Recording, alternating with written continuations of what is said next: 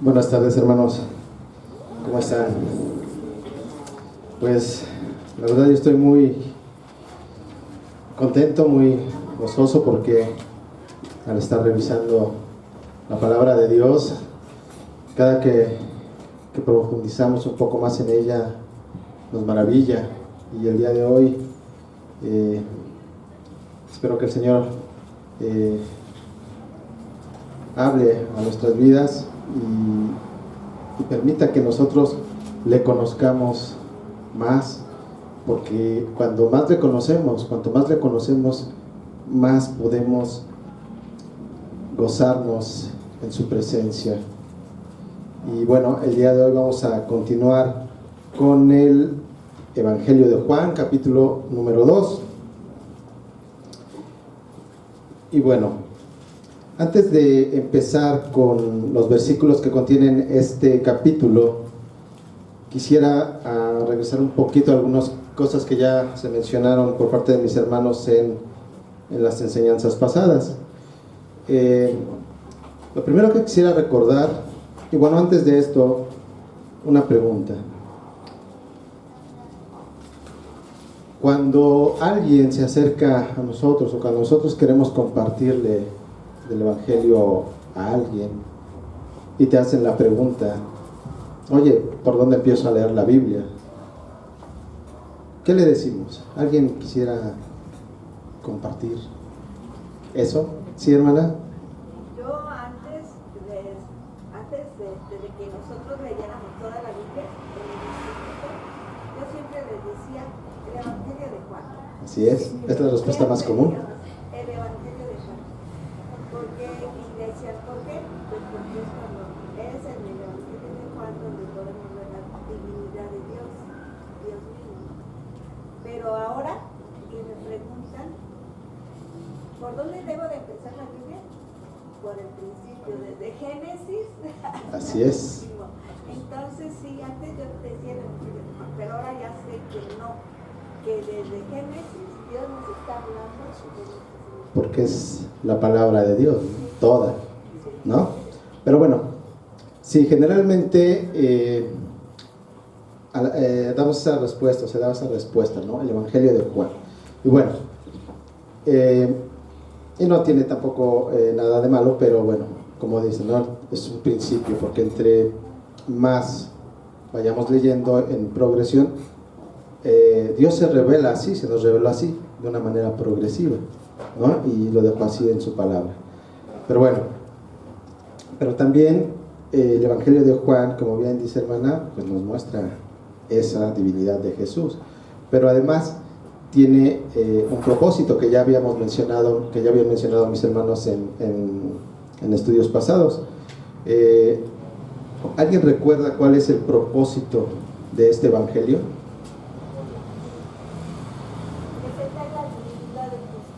Así es, ese es uno, bueno, que respaldará el objetivo, digamos, ese es el medio, digamos, por decirlo de alguna manera. En el capítulo 20, versículo 31, explícitamente el apóstol Juan nos dice que el objetivo o el propósito del Evangelio es llamar a las personas a creer en Cristo para que tengan vida eterna. Ahí lo tenemos. Y entonces, ¿pero cómo es posible eso? Antes que nada, recordemos que toda la escritura fue inspirada por el Espíritu Santo. Entonces, aquí a lo mejor para facilidad, y en muchas ocasiones vamos a mencionar el apóstol Juan escribió, el apóstol Pablo nos dice, pero no, en realidad ellos fueron instrumentos inspirados por el Espíritu Santo. Entonces, entendamos que es así, y nada más para tener una fluidez en la presentación, vamos en ocasiones a hablar de esa forma. Bien, el apóstol Juan escribió su evangelio para que las personas creyeran en Cristo, para que tengan vida eterna. Pero además no es solamente un dicho, sino que a través del evangelio el apóstol Juan va a proveer las razones de la fe salvadora. Entonces, aquí es importante tener presente eso. Aquí a través del Evangelio de Juan vamos a encontrar las razones, el por qué debemos de creer que Cristo es el Salvador, en la divinidad de Cristo. ¿Ok? Y bueno, vamos a empezar, voy a regresar un poquito al capítulo 1, versículos 11 y 12. Dice así la palabra del Señor: a lo suyo vino, y los suyos no lo recibieron, pero a todos los que lo recibieron les dio el derecho de llegar a ser hijos de Dios, es decir, a los que creen en su nombre. Entonces, aquí las Escrituras nos dicen quiénes son o cuál es la causa de ser considerado hijo de Dios o ser adoptado como hijo de Dios, que es creer en el nombre de Jesús. Pero, ¿a qué se refiere? ¿Cómo podemos entender esta frase? A los que creen en su nombre. Bueno, creer en su nombre es creer en quién es Él. Creer en su nombre es decir que Jesús, reconocer, aceptar, ojo, de manera razonada, y los argumentos los vamos a ver a lo largo del Evangelio, que Jesús es el Cristo, es decir, que Jesús es el Mesías. Es creer que Jesús es el Hijo de Dios. Es creer que Jesús es el Hijo unigénito de Dios. Es creer que Jesús vino a este mundo y se encarnó. Es creer que Jesús murió en la cruz y recibió el castigo que cada uno de nosotros merecíamos. Y es creer que Él resucitó. Eso es creer en su nombre. Ahora, quiero detenerme en dos de los títulos que acabo de mencionar. El Hijo de Dios. Porque cuando nosotros leamos, si no lo hemos considerado de esta manera, si lo empezamos a ver desde esta perspectiva, vamos a comprender de mejor manera el texto. Cuando la Biblia se refiere a Jesús como el Hijo de Dios, ¿qué significa? Este título es un título que le dio Juan el Bautista en el capítulo 1, el Hijo de Dios. ¿Qué significa? Bueno, significa que Jesús es del orden de Dios. ¿Y qué significa que sea del orden de Dios? Que es divino. Entonces, cuando nosotros leamos en las Escrituras que se refiere al Hijo de Dios, se está refiriendo a su deidad. Y vamos a ver un poquito más adelante cómo es esto. Otro título es que Él es el Hijo unigénito del Padre. También lo vemos en el capítulo 1. En el versículo 18, ahí se nos dice que es el unigénito del Padre. ¿Qué significa ser el unigénito del Padre? Bueno, eso indica que Jesús es hijo por naturaleza. Nosotros somos hijos adoptados. Es por eso que Juan al inicio habla de la preexistencia de Jesús, porque Él ha sido hijo desde siempre y para siempre, desde la eternidad y hasta la eternidad. Es hijo por naturaleza. Al contrario, nosotros somos hijos adoptados por gracia. Cuando las Escrituras nos dicen que Jesús es el unigénito del Padre o el Hijo unigénito de Dios, lo que nos está diciendo es que Jesús es de la misma sustancia del Padre. ¿Qué quiere decir esto? Que es igual al Padre en poder y gloria. Es decir, que Jesús tiene los mismos atributos que el Padre. Y es por ello que en el versículo 18 se nos dice, del capítulo 1, se nos dice que Él ha dado a conocer al Padre. Entonces, cuando nosotros vamos leyendo la Escritura y tenemos vemos estos títulos, entendamos que se está hablando de la deidad de Jesús y de su naturaleza divina, que Además, cuando se dice que es de la misma sustancia, es que es igual en todos sus atributos. Y esto también nos recuerda que, como decíamos hace un momento, que Jesús se encarnó. Pero cuando Jesús se encarna, tenemos en la persona de Cristo esas dos naturalezas, la naturaleza divina y la naturaleza humana. Algo importante que debemos de comprender aquí es que estas naturalezas no se mezclan jamás, porque si se llegaran a mezclar, estaríamos hablando de que Dios cambió en su esencia. Se están mezclando, pero no es así. Dios es siempre divino y siempre humano. ¿Ok? Entonces, una vez que recordemos esto y tengámoslo presente ahora, cuando encontremos estos títulos en las escrituras, nos van a ayudar a recordar o a entender mejor el texto. Bien, decíamos que Juan escribió este evangelio para convencer a los lectores de una verdad.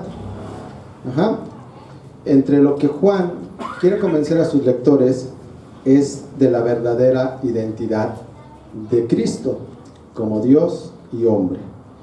Entonces, a lo largo del evangelio vamos a ir encontrando esas razones que va a ir dando Juan.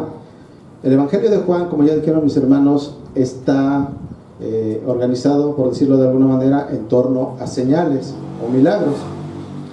El ministerio de Jesús en la tierra, aquí en el evangelio de Juan, lo podemos ver de la siguiente manera, dividirlo en dos partes. Hay 7 señales que giran en torno a Jesús antes de que Él sea llevado a la cruz, y hay una última señal después de que Él resucita. Entonces en total tenemos 8 señales. Y esto es importante porque a lo largo de este evangelio se van a hablar mucho, vamos a encontrar mucho la palabra señales o milagros, vamos a encontrar también las palabras creer, enviar. Entonces aquí el apóstol Juan, al remarcar esas palabras, nos está queriendo hacer énfasis en algo, en alguna verdad que quiere que veamos, ¿no? Bien, ahora si vamos al capítulo 2, aquí es donde aparece la primer señal. Vamos a dar lectura al primer bloque de versículos, lo vamos a dividir en 3 partes. Los primeros versículos que vamos a leer van del 1 al 12. Vamos a dar lectura, hermanos. Versículo 1. Al tercer día se celebró una boda en Caná de Galilea, y estaba allí la madre de Jesús, y también Jesús fue invitado a la boda con sus discípulos. Cuando se acabó el vino, la madre de Jesús le dijo: no tienen vino. Y Jesús le dijo: mujer, ¿qué nos interesa esto a ti y a mí? Todavía no ha llegado mi hora. Su madre dijo a los que servían: hagan todo lo que él les diga. Y había allí 6 tinajas de piedra puestas para ser usadas en el rito de la purificación de los judíos. En cada una cabían 2 o 3 cántaros. Jesús les dijo: llenen de agua las tinajas. Y las llenaron hasta el borde. Entonces les dijo: saquen ahora un poco y llévenlo al mayordomo. Y se lo llevaron. El mayordomo probó el agua convertida en vino, sin saber de dónde era, pero los que servían, que habían sacado el agua, lo sabían. Entonces el mayordomo llamó al novio y le dijo: todo hombre sirve primero el vino bueno, y cuando ya han tomado bastante, entonces el inferior, pero tú has guardado hasta ahora el vino bueno. Este principio de sus señales hizo Jesús en Caná de Galilea, y manifestó su gloria, y sus discípulos creyeron en él. Después de esto, Jesús bajó a Capernaum con su madre, sus hermanos y sus discípulos, pero no se quedaron allí muchos días. Bien, pues este es el famoso y conocido pasaje de las bodas de Caná, y como acabamos de ver, ahí Jesús hace la primera señal, la primera de las señales. ¿Qué encontramos en estos versículos? Vamos a revisar primeramente del 1 al 5, el diálogo que tienen Jesús y María. A través de estos versículos se nos describe la situación en la boda. ¿Qué está pasando? Ahí se presenta un problema. No hay vino, se acabó el vino en la boda. María está muy preocupada al parecer. Ella tiene preocupación. Podríamos preguntarnos aquí, ¿por qué? ¿Por qué está preocupada ella? No lo dice directamente la Escritura, pero podemos entender que era alguien muy cercano, María muy cercana al novio, estaba muy preocupada o tenía tal vez algo que ver en la preparación de los alimentos, de lo que se iba a ofrecer en la boda. Lo que sí vemos, nos dice el texto, es que está preocupada. ¿Pero por qué estaría preocupada? Bueno, vayamos un poco a ese tiempo, revisemos el contexto cultural de aquella época. ¿Cómo eran las bodas en aquella época? Bueno, en aquella época los padres, al igual que hoy, o es muy parecido, iban los padres del novio con los padres de la novia a ver a la novia, y ahí el novio entregaba un anillo o algún artículo de valor. Digamos, ahí se formalizaba el compromiso. Pero no solamente era eso, hoy es algo así, ¿no? El compromiso y bueno, el tiempo de preparación. Además de dar un anillo o algún artículo de valor, el novio tenía que pagar 50 piezas de plata al padre de la novia como dote. Además, las bodas no son como hoy en día. En aquella época las bodas duraban entre una semana o un poco más. Las comidas eran fastuosas y había gran cantidad de ellas, y el vino también era algo que había en abundancia. Es una boda durante una semana, entonces la cantidad de vino era bastante.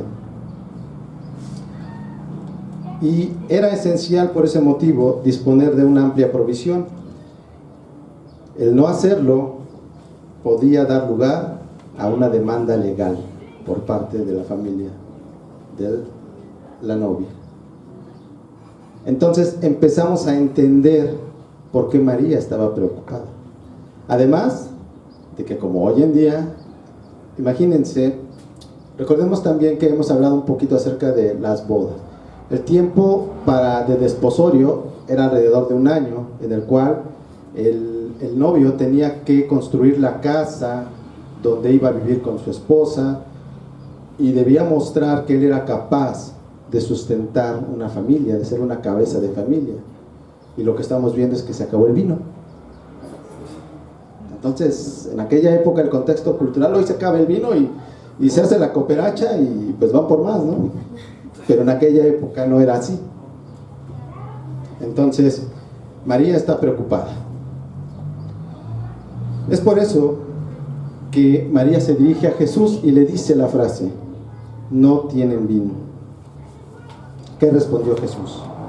Versículos 4 y 5. Y Jesús le dijo: mujer, ¿qué nos interesa esto a ti y a mí? Todavía no ha llegado mi hora. Su madre dijo a los que servían: hagan todo lo que él les diga. Bien, este par de versículos son unos versículos en los que hay varias cosas. A simple vista tal vez no lo podamos ver. Vamos a ver primeramente el versículo 4. Aquí Jesús se refiere a María con la expresión mujer. Bueno, lo primero que queremos aclarar es que al referirse a Jesús de esta manera a María, no le estaba faltando al respeto. ¿Por qué decimos esto? porque si recordamos en Juan capítulo 19 versículo 26, cuando Jesús está en la cruz y está diciéndole a Juan, como dice, mujer, he ahí tu hijo.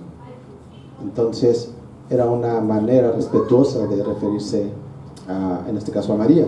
Entonces no se está faltando al respeto a María. Además, otra cosa que podemos ver en esta situación, que debemos ver en esta situación, es que Jesús no está obedeciendo a María. En estos versículos, la Iglesia Católica Romana se apoya muchas veces para decir que Jesús obedece a María y sustentan en el que hay que rezar o orar, pedirle a María para que María sea quien vaya a Jesús, y pues bueno, pues ya tenemos asegurada la respuesta, ¿no? Pero no es así.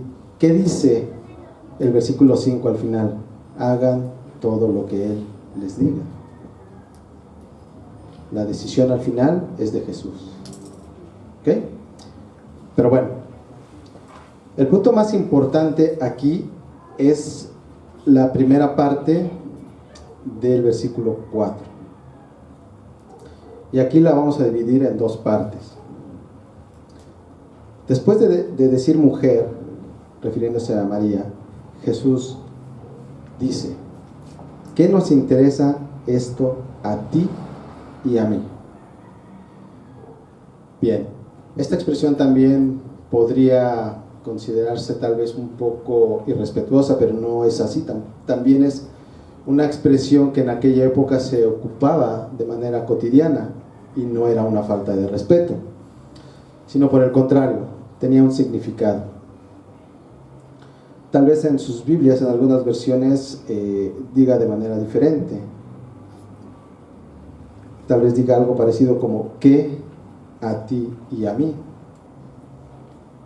Esta expresión lo que implica es que aquel a quien se le dirige esta frase, y en este caso es a María, se le dice que ha traspuesto los límites que le corresponden.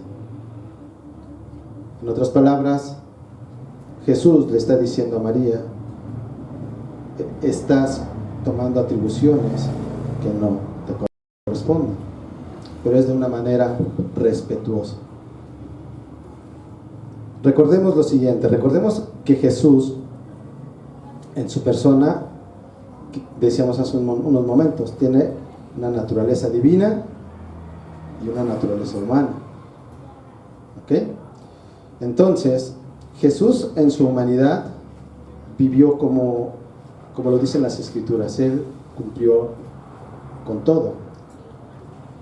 Honró a su padre y a su madre. Entonces, como humano, Jesús seguramente honró a sus padres terrenales.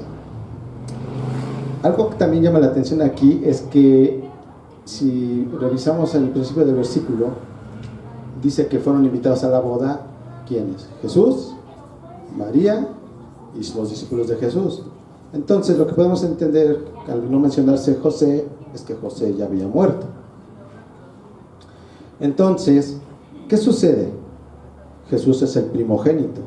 Entonces Jesús, como hombre, toma la responsabilidad de la casa.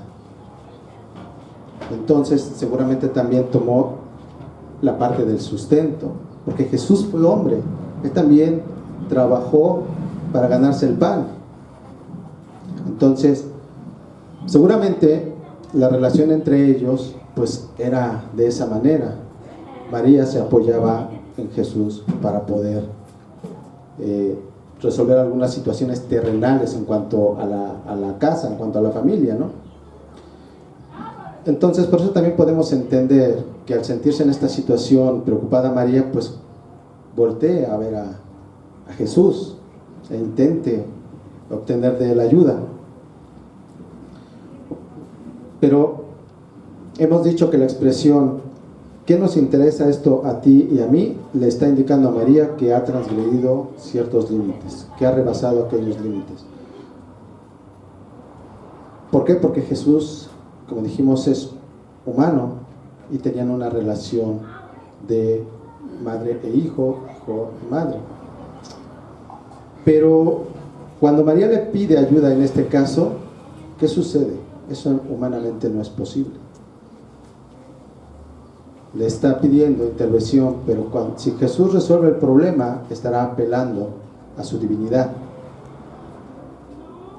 Y eso no le corresponde a María decir o actuar. Entonces, esto también lo respalda la siguiente frase: todavía no ha llegado mi hora. Esta frase la podemos interpretar de la siguiente manera: aún no ha llegado el tiempo, el momento de que les diga quién soy. Entonces, aquí vemos cómo Jesús está haciendo una separación entre lo terrenal y lo divino. Lo que le está diciendo Jesús a María es que en todo lo relacionado al plan de Dios, porque Jesús, recordemos, se encarnó, fue enviado por el Padre a cumplir su voluntad. María no puede intervenir en este plan. Hay una separación de lo terrenal y de lo divino. Entonces, con esta expresión, con esta respuesta, Jesús le está diciendo a María que en ese terreno ella no tiene injerencia, pero lo está haciendo de una manera respetuosa. Si esta expresión no es algo grosero, sino que era una expresión común en aquella época. Entonces, Jesús le está diciendo a María que solamente esto le compete a Jesús y al Padre.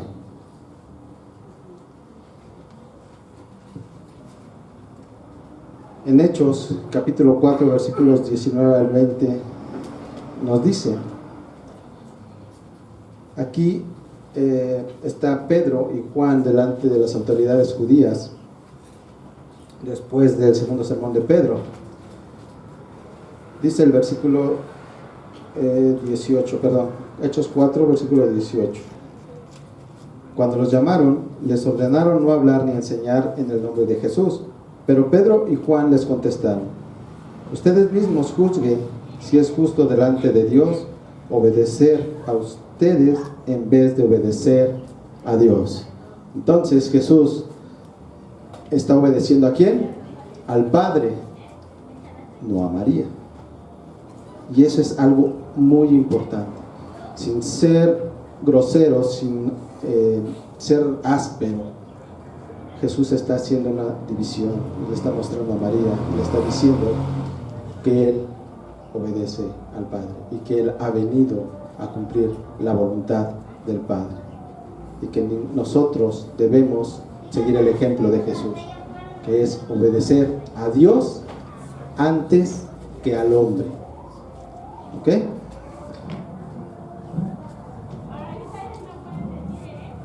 Entonces, ahora vamos a los versículos 6 al 9. En estos versículos vemos que Jesús decidió resolver la situación. Él lo decidió. ¿Por qué decimos esto? Porque al final del versículo 5, ¿qué nos decía la expresión de María? Hagan lo que Él les diga. O sea, Jesús decide hacerlo. Pero recordemos la frase previa: todavía no ha llegado mi hora. No es el momento de que yo les diga quién soy. Recordemos dónde está. En una boda. Imagínense una boda judía, debe de ser mucha gente y varios días. Entonces, ¿qué hace Jesús? Él lo hace de una manera discreta. ¿Quiénes están ahí? Solamente María, los discípulos y los que servían. ¿Ok? Entonces, Jesús resuelve el problema. Él hace la señal, la primera señal, el primer milagro. Jesús lo hace de esta manera porque Él entiende y Él sabe que los tiempos son del Señor. Él no hace esto. Y algo que llama la atención aquí, hermanos, es la manera en cómo lo hace Jesús. Jesús dice: llenen las tinajas, y después de que han sido llenadas, dice: sáquenlo y llévenlo al mayordomo. No dice una palabra. Recordemos, por ejemplo, cuando resucita a Lázaro, ora al Padre. Pero aquí no hay palabra alguna de Jesús. Llénenlo y llévenlo, ¿no? Entonces es interesante cómo hizo este milagro. Bien, lo ha hecho de una manera discreta. Solamente los que servían saben lo que pasó. Versículos 10 al 12. Bueno, antes decía yo del tiempo, ¿no?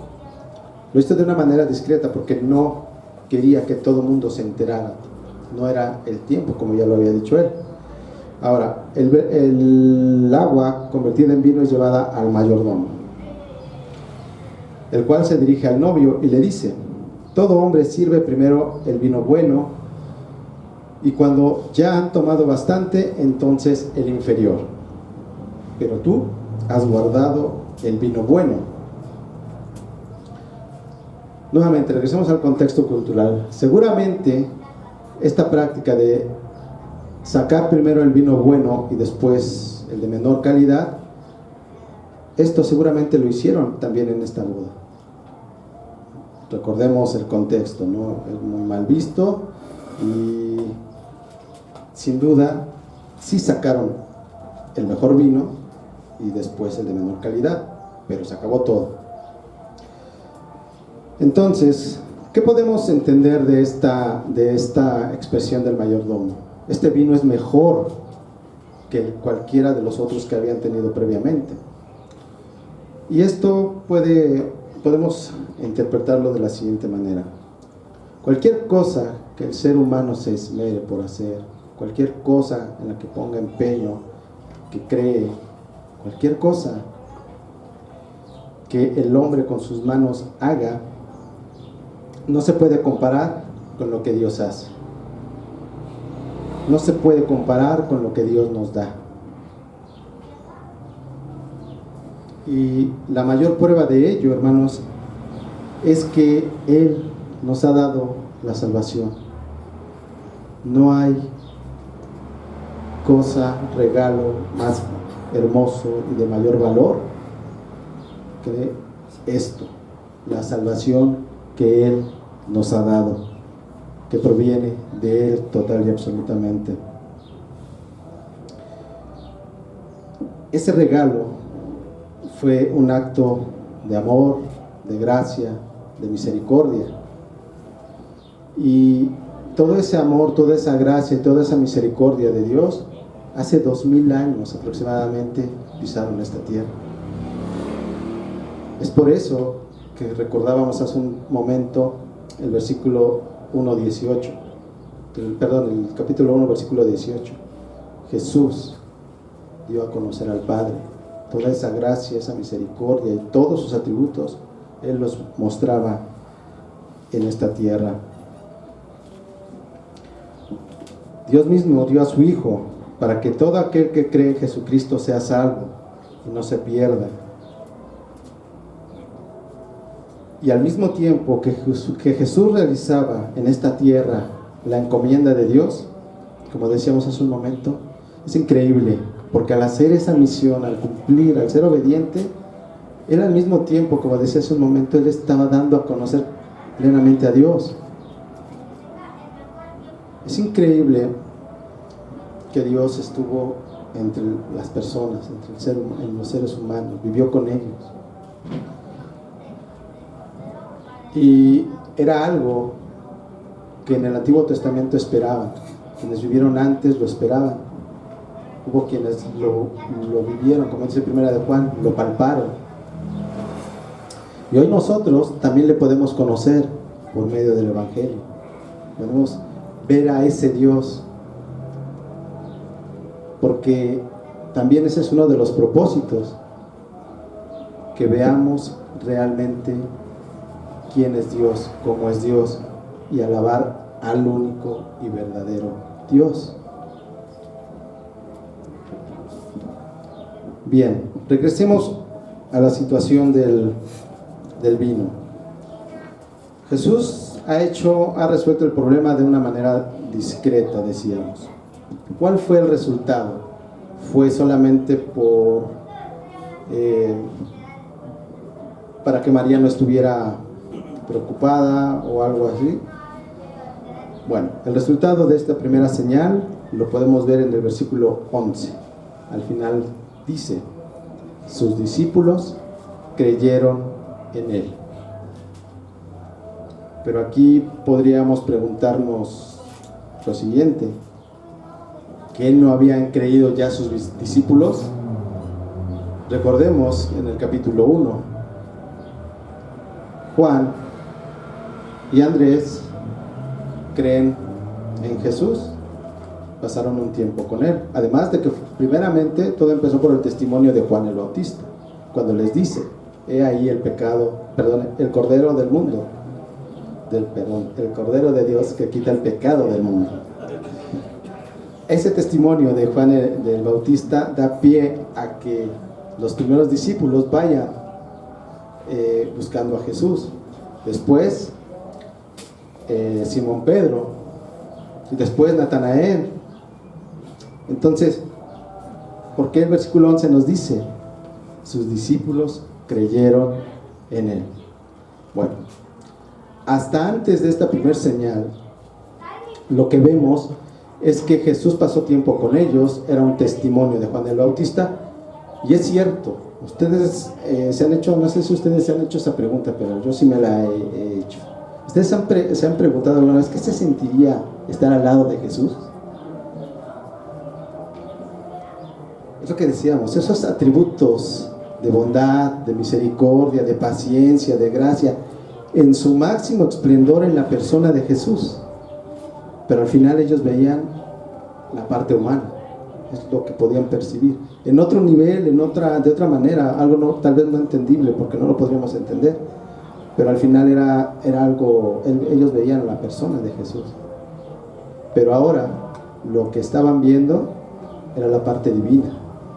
Es la primera vez que ven esto, una señal, un milagro. Entonces, y esto es importante, porque estaban siendo los discípulos testigos de la naturaleza divina de Jesús. ¿Y por qué es importante? Porque esto le proporcionó a sus discípulos la oportunidad de testificar de la fe que ellos estaban recibiendo. Recordemos el propósito. Juan dice que va a proveer las razones para la fe. Y otra cosa importante que vamos a ver adelante es que las señales y las palabras de Jesús van juntas, no van separadas. Bien, entonces esto es, decíamos, de suma importancia. ¿Por qué? Porque ahora todo esto son testimonios de primera mano. Los discípulos van a testificar. Nadie les dijo, nadie les contó, ellos lo vieron.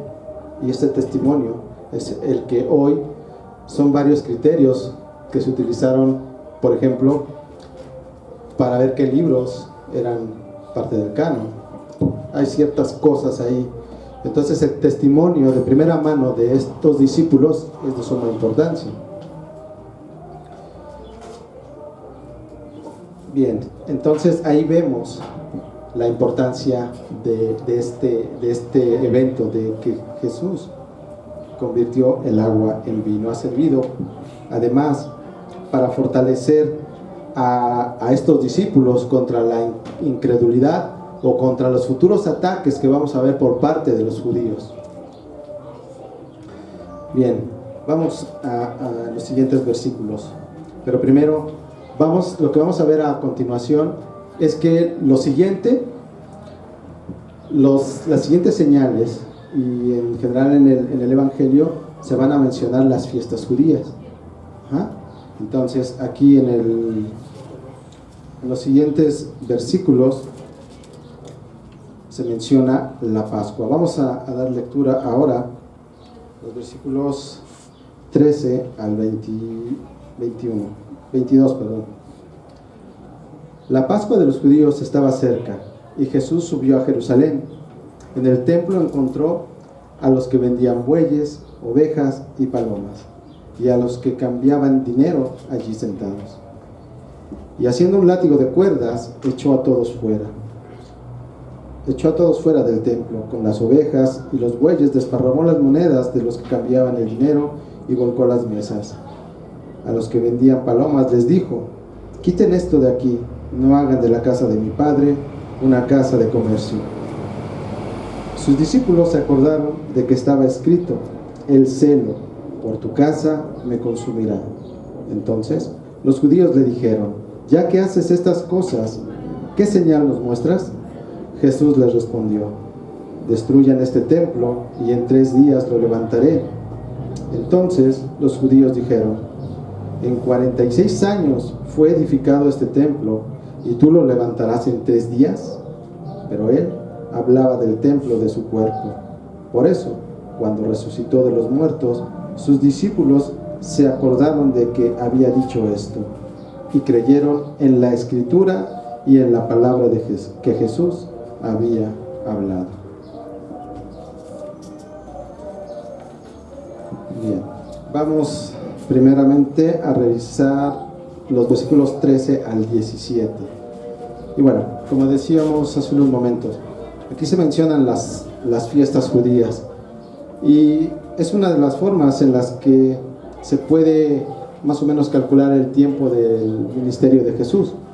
El número de Pascuas que se mencionan nos da un tiempo aproximado de esos 3 años, un poco más. Cuando Jesús entra al templo, es en la época previa a la Pascua del año 28 después de Cristo. Jesús encontró que el templo se había convertido en un mercado, en el cual se vendían animales para los sacrificios. Ante esta situación, los versículos nos dicen que Jesús echó fuera del templo a todos con sus animales, diciendo lo siguiente: quiten esto de aquí, no hagan de la casa de mi padre una casa de comercio. Esto se conoce como la primera limpieza o purificación del templo.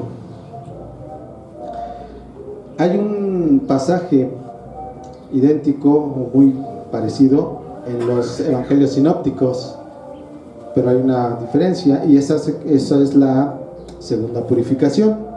Ahí hay algunos debates entre si hubo una o 2, pero hay argumentos sólidos en los que nos dice que fueron 2 eventos diferentes: el que narra Juan y el que narran los otros evangelios. Y nada más como detalle, quisiera volver a leer las palabras de Jesús aquí en el Evangelio de Juan, y posteriormente leer el versículo en Mateo, para ver que veamos una diferencia. En Juan, Jesús dice lo siguiente: quiten esto de aquí, no hagan de la casa de mi padre una casa de comercio. En Mateo 21:13, Jesús dice: escrito está, mi casa será llamada casa de oración. Entonces, en el Evangelio de Juan, Jesús se refiere a la casa de mi Padre. En Mateo dice mi casa. Entonces, nuevamente aquí con estas palabras, como les decía, las acciones de Jesús y sus palabras debemos de verlas en paralelo. Si bien es cierto, y bueno, por eso también lo que mencionábamos al inicio, la casa de mi Padre, y eso lo vamos a ver un poquito más adelante. ¿Qué significa? Pues que Él se está definiendo como hijo. Y también hemos dicho que Jesús, y veremos también más adelante, que tiene los mismos atributos de Dios. ¿Bien? Ok, entonces vamos a regresar al Evangelio de Juan. Entonces, aquí lo que estamos viendo es que en uno de los atrios, que se conocía como el atrio de los gentiles, estaba ya prácticamente un mercado. Aquí lo que podemos ver es el primer acto en público, podríamos decirle así, donde hay una gran cantidad de gente, porque recordemos que son pocos días antes de la fiesta de Pascua. Entonces ya el mercado está listo ahí para que todos aquellos lleguen y compren los animales para el sacrificio. Entonces hay una cantidad de gente impresionante. Ahora sí, Jesús se va a revelar. Él va a empezar a decir quién es Él. Dice, bueno, antes de esto, cuando Jesús menciona y corre a todos estos mercaderes junto con los animales, exhibe precisamente a estos vendedores que están profanando el templo. ¿Por qué? Porque el templo era casa de oración. El templo es el lugar donde moraba Dios entre los hombres, y ahora era un mercado. Pero ¿cómo es posible que los vendedores y los cambistas pudieran estar ahí?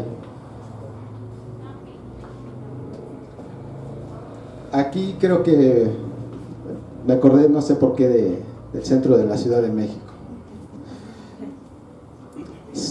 Los líderes religiosos responsables del templo,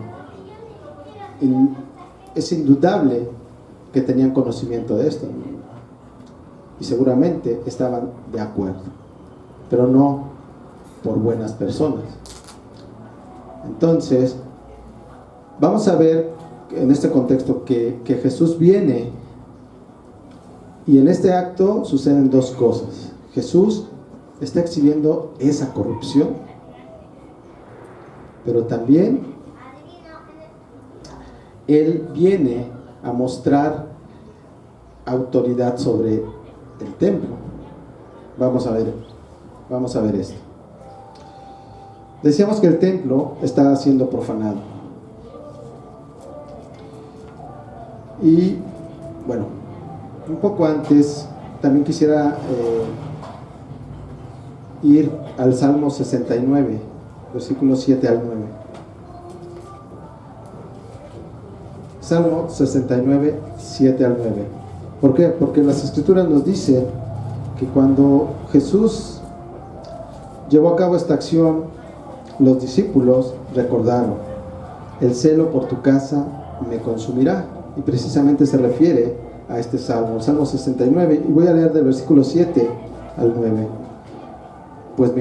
Pues por amor de ti he sufrido insultos, la ignominia ha cubierto mi rostro. Me he convertido en extraño para mis hermanos y en extranjero para los hijos de mi madre, porque el celo por tu casa me ha consumido, y los insultos de los que te injurian han caído sobre mí.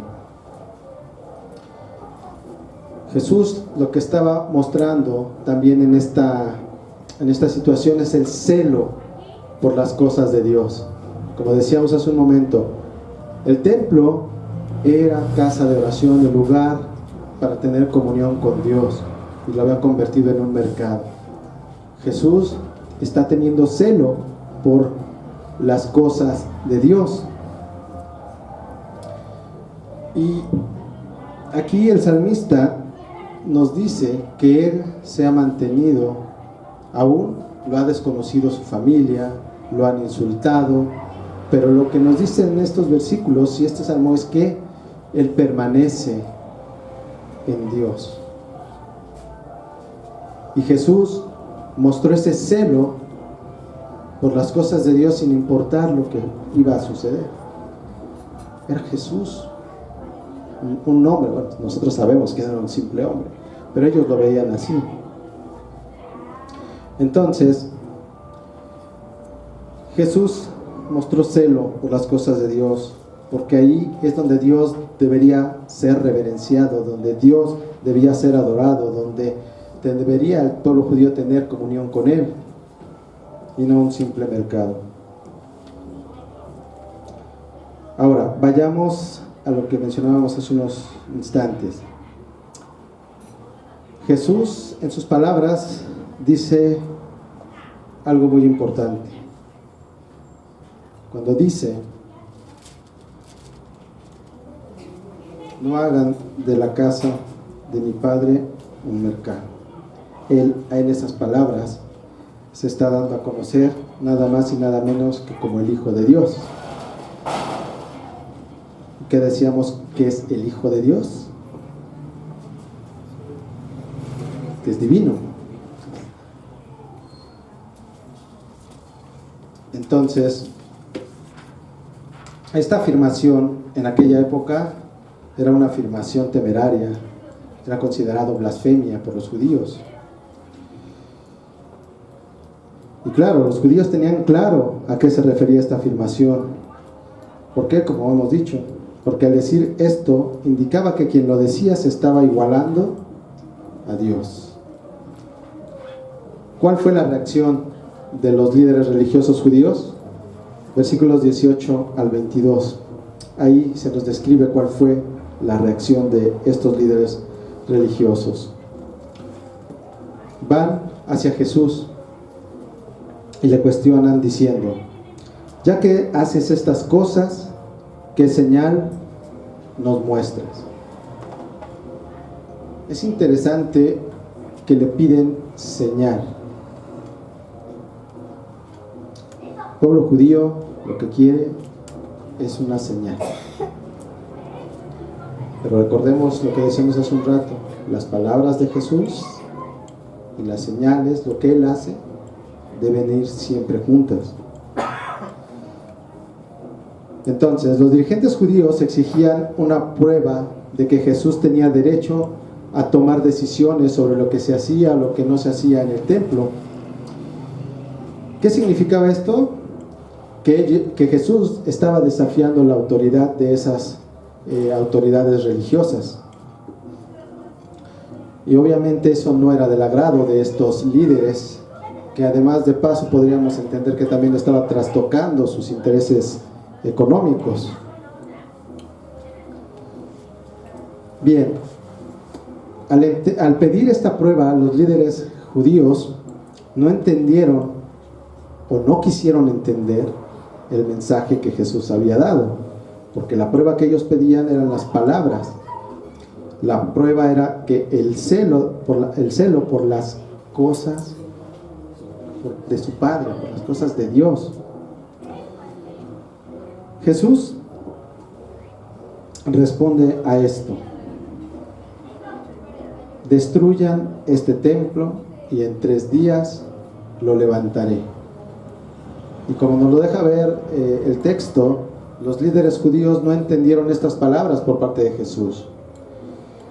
¿Por qué? Porque Jesús se estaba refiriendo al templo de su cuerpo, no al templo o al santuario en el que se encontraban.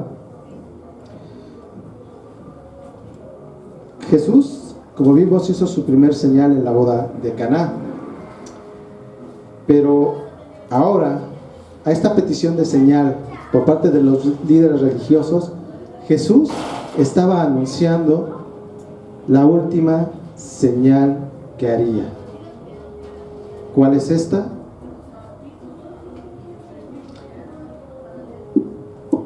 Les dice: destruyan este templo y en 3 días lo levantaré. Así es. Y esta es la señal más importante para nosotros como cristianos. Jesús está anunciando su resurrección, que es la consumación de su obra, porque Jesús venció la muerte. Entonces, ¿por qué decimos que esta señal es la más importante? El apóstol Pablo nos dice por qué en 1 Corintios capítulo 15 versículos 13 al 18. Y si no hay resurrección de muertos, entonces ni siquiera Cristo ha resucitado. Y si Cristo no ha resucitado, vana es entonces nuestra predicación y vana también la fe de ustedes. Aún más, somos hallados testigos falsos de Dios, porque hemos testificado contra Dios que Él resucitó a Cristo, a quien no resucitó, si en verdad los muertos no resucitan. Porque si los muertos no resucitan, entonces ni siquiera Cristo ha resucitado. Y si Cristo no ha resucitado, la fe de ustedes es falsa. Todavía están en sus pecados. Entonces, los que han dormido en Cristo están perdidos. Si hemos esperado en Cristo para esta vida solamente, somos, de todos los hombres, los más dignos de lástima. Es por ello, hermanos, que a lo largo de la historia, el tema de la resurrección ha sido uno de los temas más atacados por parte de todos aquellos que no creen en Jesús. Pero, como lo dice el apóstol Pablo, si esto no sucedió, si no hubo resurrección, vana es nuestra fe y somos los más dignos de lástima. Pero también es cierto que por más esfuerzos que se han hecho por demostrar que la resurrección de Jesús no ocurrió, no se ha podido demostrar. Históricamente no hay prueba alguna. Es por eso que el apóstol Pablo, ahí mismo en 1 Corintios 15, en los siguientes versículos 20 al 22, continúa diciendo: pero ahora Cristo ha resucitado de entre los muertos, primicia de los que durmieron, porque ya que la muerte entró por un hombre, también por un hombre vino la resurrección de los muertos. Porque así como en Adán todos mueren, también en Cristo todos serán vivificados. Hermanos, Cristo ha resucitado, y como veíamos hace un rato en la alabanza, con ello podemos estar seguros de que si Él fue resucitado, nosotros lo seremos también. ¿Por qué? Porque Dios lo dejó en su palabra, y Dios es fiel, y Él cumplirá, y esa es nuestra esperanza. Entonces, después de esto que Jesús ha hecho en el templo, viene nuevamente una referencia a los apóstoles. Vuelve a mencionarse en el versículo 22 cuál fue el resultado. Después de que cuando Jesús resucitó, recordaron los apóstoles, que dice que los apóstoles creyeron en las Escrituras, ahora en las Escrituras y en la palabra de Jesús. Es decir, ellos entendieron en ese momento que lo que había profetizado el Antiguo Testamento se había cumplido. Bien, vamos a los últimos versículos 23 al 25. Cuando Jesús estaba en Jerusalén, durante la fiesta de la Pascua, muchos creyeron en su nombre al ver las señales que hacía, pero Jesús, en cambio, no se confiaba en ellos, porque los conocía a todos, y no tenía necesidad de que nadie le diera testimonio del hombre, porque Él conocía lo que había en el interior del hombre. Bien, en estos versículos nos dice que Jesús estuvo realizando señales en Jerusalén, ahora ya durante la fiesta de la Pascua. Entonces, nuevamente, estas señales fueron hechas delante de una gran cantidad de gente, de una multitud, gente que venía de muchos lugares. Y el texto nos dice que por medio de estas señales creyeron. Pero también nos dice que Jesús no se confiaba en ellos, porque los conocía a todos. Él conocía lo que había en el interior del hombre. Decimos que hay una gran cantidad de personas. ¿Cómo es posible que Jesús conozca a todos? Nuevamente, vemos uno de los atributos únicos de Dios. Solo de esa manera podría conocer Jesús lo que hay en el corazón de todos. Él no se fía del hombre.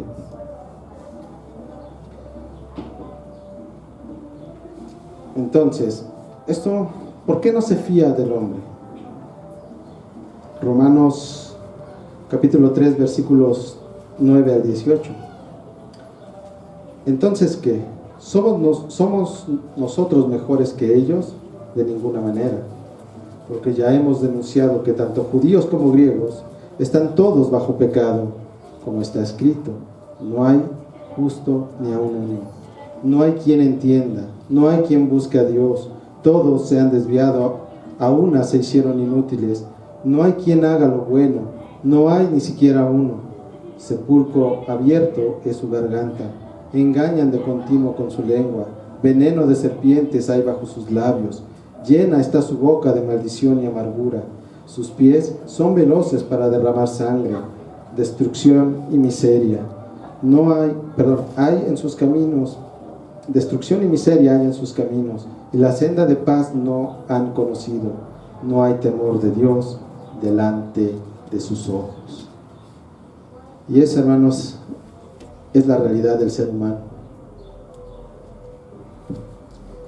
Somos esclavos del pecado hasta que el Señor hace su obra en nosotros. Es por eso que Jesús no se fiaba de ellos y no había necesidad de que alguien le diera testimonio, Él lo sabía. Y esto, hermanos, nos debe de recordar que nosotros no podemos hacer absolutamente nada por la salvación. Necesitamos ser salvados, y la salvación no puede venir ni siquiera la mínima parte de nosotros. Nosotros necesitamos ser salvados, y Dios, el Padre, envió al Hijo, y es lo que vamos a ir viendo a lo largo del Evangelio. Bien, muchos hombres creyeron en Él en esos momentos, pero esos mismos que creyeron, tal vez muchos de ellos que creyeron, de esas personas que creyeron, serían quienes posteriormente le pedirían a Pilato que lo crucificara. Habían creído momentáneamente por lo que habían visto, pero no habían creído por medio de la fe, y la razón. Recordemos, las palabras de Jesús las debemos de ver en paralelo con lo que Él hace y con estas señales. Los judíos solo pedían señales. Entonces, Jesús, a través de las señales, respalda sus palabras. Y en estas palabras que iremos viendo a lo largo del Evangelio, Jesús no se cansó de decir quién es Él, a qué vino y quién lo envió. Pero los judíos, como dice el capítulo 1, no lo recibieron. Y aquí, después de leer estos pocos versículos, sería pertinente hacernos nosotros mismos una pregunta. Hermano, ¿dónde está cimentada tu fe? ¿En lo que has visto? ¿En qué está cimentada tu fe? ¿Crees en Cristo por medio de la fe y la razón? Porque la fe solamente tiene un origen. Nuestra fe tiene una sola fuente. Romanos 10:17.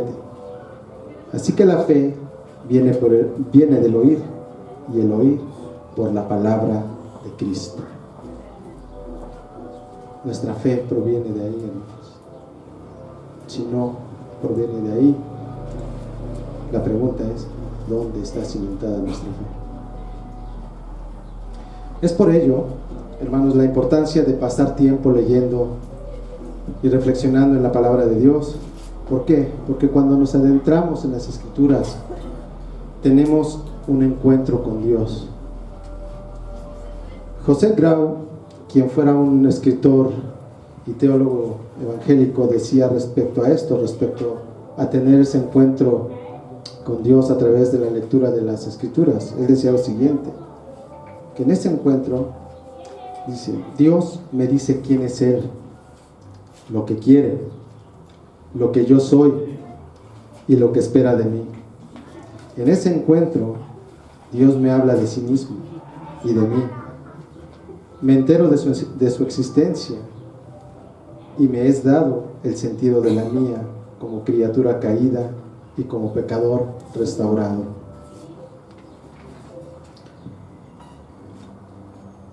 Entonces, hermanos, nuestro encuentro con Dios a través de las Escrituras debe ser un tiempo en el que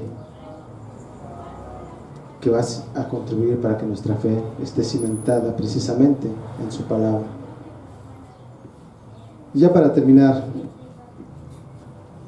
como a manera de conclusiones, a lo largo de estos versículos hemos visto varias cosas.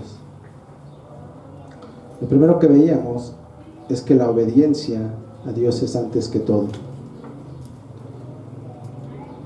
Recordemos que nuestra vida, como dice el apóstol Pablo en Romanos 12, debe ser un sacrificio vivo, un culto racional. Es decir, debemos saber y estar conscientes de que de qué hacemos, para quién lo hacemos. Pero no solamente eso, sino que en ello debe de haber gozo. ¿Por qué? Porque si no hay gozo en aquello que hacemos en nuestra vida, que recordemos que nuestra vida es hacer la voluntad de Dios. Si no hay gozo en hacer la voluntad de Dios, no estamos más que cumpliendo reglas. No tenemos una relación con Dios. Así como Jesús tuvo celo por las cosas de Dios cuando echó del templo a estos vendedores con sus animales, nosotros también debemos tener celo por las cosas de Dios. ¿Qué quiere decir esto? Tener celo. Que debemos darle prioridad a las cosas de Dios. Debemos ser obedientes a Él. Debemos dar prioridad a la oración, a congregarnos, a compartir el Evangelio, a servir, a estudiar las Escrituras, a darle prioridad sobre algunas otras cosas, o sobre todo lo demás. ¿Qué sucede si entramos muy temprano al trabajo? Pues debemos levantarnos más temprano para orar. ¿Qué sucede cuando alguien nos invita, a lo mejor los jóvenes, y tenemos con la familia un estudio y nos invitan a salir a esa hora que normalmente tenemos nuestra lectura en casa como familia? ¿Qué hacemos? Debemos decir, mañana, pues ya mañana estudiamos, o mañana leemos la palabra. No. Si deseas ir, antes lee con tu familia. Porque a la hora del estudio de la iglesia ya es la final del fútbol. No, hermanos. Jesús, ¿cuántas veces no decimos que Jesús es nuestro modelo, que Jesús debemos de seguir sus pisadas? Jesús nos ha mostrado en estos versículos que la obediencia ante Dios es primero, el tener el celo por las cosas de Dios. Pero no solamente es eso. Nosotros debemos guardar nuestro cuerpo y nuestra mente del mundo, porque es el templo de Dios. Debemos alejarnos de todo eso que nos aparta de Él. Debemos ser siempre leales a Dios en todo lugar y en todo momento. Debemos perseverar en la fe, porque así como Jesús reiteradamente habló al pueblo judío sobre la salvación que Él traía, así Dios cada semana aquí y cada que abres tu Biblia en casa te habla de la misma salvación. Y ahí, a través de su palabra, en todo momento Él nos llama a vivir y gozarnos haciendo su voluntad. Nos llama a perseverar en la fe aún en la aflicción, y en esos momentos de dificultad nos llama a fortalecernos en Él. Nos llama a compartir con otros ese tesoro invaluable que por pura gracia y misericordia hemos recibido de Él. Nos llama a ser diligentes hasta el final, esperando con anhelo el regreso de nuestro Señor Jesucristo. Porque al igual que en aquella época, hermanos, los judíos esperaban al Mesías, pero hoy nosotros esperamos que Cristo regrese. Y ya sea que Cristo regrese o que Él nos llame a su presencia, ese día que nosotros estemos delante de Él, que nosotros podamos decir lo que el apóstol Pablo decía: he peleado la buena batalla, he terminado la carrera, he guardado la fe. Vamos a orar, hermanos. Señor, te damos tantas gracias, Señor, por tu palabra que es inagotable, Señor. Nos deja ver tantas cosas de ti. Hay cosas que no podemos comprender ni dimensionar, pero tú nos has dejado lo que necesitamos para perseverar en la fe. Te rogamos, Padre, que nos ayudes y que siempre nos tomes de tu mano para poder ser siempre fieles y leales a ti. Ayúdanos, Señor, a poner siempre delante primero lo que es agradar con nuestra vida a ti, ser celosos en nuestros deberes como hijos tuyos. Ayúdanos, Padre, a que todo esto lo hagamos de una manera gozosa. Ayúdanos, danos esa necesidad de ti en cada momento, Señor, y ayúdanos a hacer luz en donde quiera que estemos. Ayúdanos, Señor, a pelear esta batalla, Señor, y a presentarnos delante de ti de una manera digna, Señor, en cada momento de nuestra vida. Gracias te damos, Padre, por tu palabra, en el nombre de tu Hijo Jesús. Amén.